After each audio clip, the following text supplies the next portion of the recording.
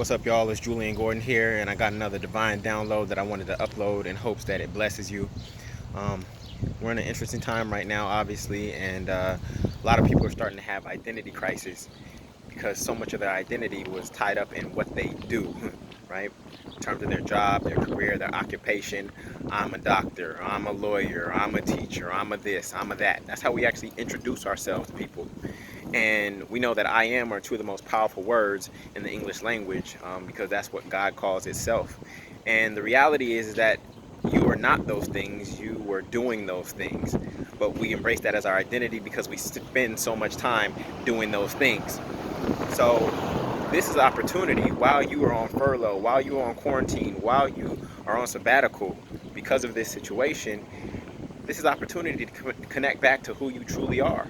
And who you truly are is I am. Who you truly are is I am. Right? Jesus said over and over, I and my Father are one. Well, if God created us all and we got the same parent as Jesus, then I and my Father are one. We are all divine children. We are all children of God. And that is the most important identity to reclaim, to remember, to remind ourselves of, right? To remind ourselves of. Because all these other identities that we've added on, right? I'm a Christian, I'm a Muslim, I'm a lawyer, I'm a doctor, I'm a man, I'm a woman, I'm a this, I'm a that. All of these other labels, a lot of them are temporary and they only last for the time being that we are actually here having this short experience as human beings.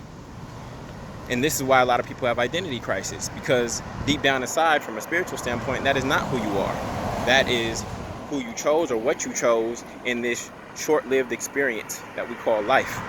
When you want your identity to always be tied to that which is eternal, when your core identity is tied to that which is eternal, then you actually never have an identity crisis, because it's not something that's temporal, it's not something that fluctuates, it's not something that changes.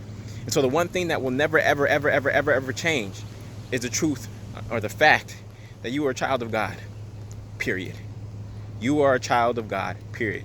I am, you are, they are, he is, she is. We are all children of God. And if you actually reconnect with that and you remind yourself of that identity, then all of this temporary stuff, these conditions that we are facing right now, which come and go, conditions come and go, will never change the core of who you truly are. And so all those other roles and labels that you have, they're important, but you have to prioritize them in the context of everything. And the most important identity that I think we're meant to reclaim in this moment in time is our identity as children of God. All right?